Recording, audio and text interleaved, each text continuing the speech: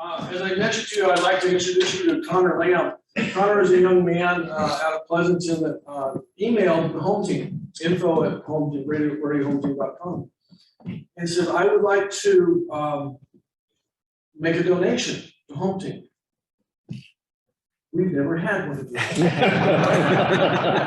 I'm like, huh? And so I contacted Connor and he told me the story, and what I want to do, I'm just going to turn it over to you. And I'm sure you tell us how you heard about it and all that other stuff. And we'll please step right up here and we'll chat. How about that? Everybody say hi to Connor. Hey, Connor. Just right.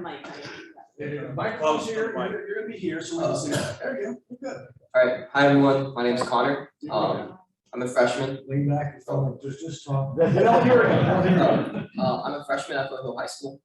That's here down in Pleasanton. And you might be wondering why I'm not with my parents today. And my mom is at home taking care of my younger siblings, morning and they're a little bit younger. And my dad's up in Canada. Now, I found out about Rotary Home Team from a boss of mine. And I work in anti-vaping advocacy. So I talk about and I educate students to make healthy choices and not to vape.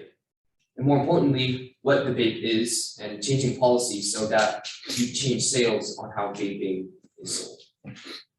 Now, the most important part is I do these workshops and conferences. And the leader or the director of ACOE, the Alameda County Office of Education, he came over and he wanted to pay me for doing a workshop.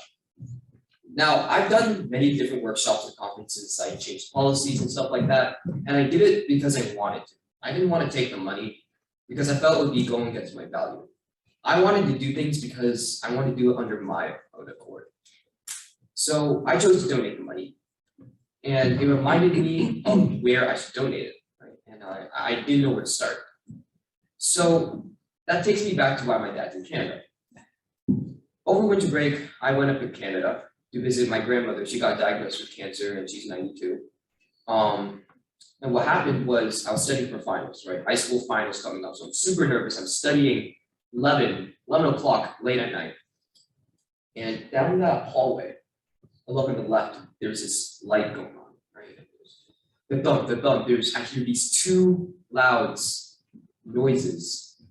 And I didn't know what it was. The first one I thought it was the neighbors. They were making some sort of ruckus. 5 seconds later, there was another one. There's another thump, right? And I'm getting super nervous. So I go down the hall, I look on the left, and I found her on the floor. She didn't cry out. She didn't scream. She didn't yell out for help. And I didn't know what to do because I'm 14-year-old kid. I'm studying for finals. Like, I didn't know what to do here, right? But what I did was I called my dad over and fixed everything up. And I just thought of the ways I could help. And one of those ways was making different appliances. My dad got these railings, right, on the toilet seats, or whether it's changing the light bulbs or making a new chair, stool chair for the shower, things like that I helped him create and assemble.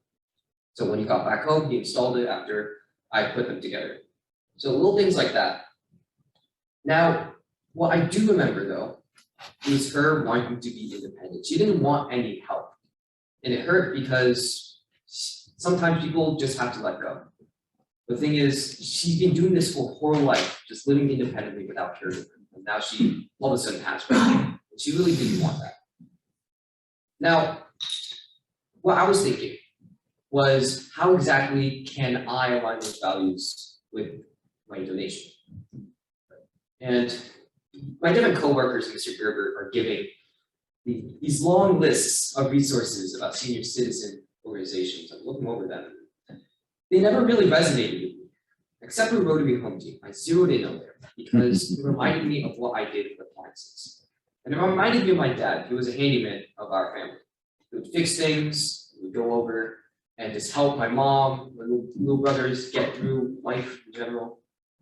And he taught me so much stuff, whether it's mowing the lawn, washing the dishes, changing light bulbs, fixing a car, all these little things in life that you will need in the future. And unfortunately, it's a dying art. No one's learning how to do it anymore. But because of that, I kind of want to be a handyman for the senior citizens. So what happened to my grandmother? So that's why I'm donating today. I know it's a small check. I know that I wish I could donate more, but I can't. The thing is, it will never be enough because of society. Prices are going to go higher and higher, lower and lower. Prices are going to change. You will always need money. But I hope this will be a start for building our community for the better. Thank you.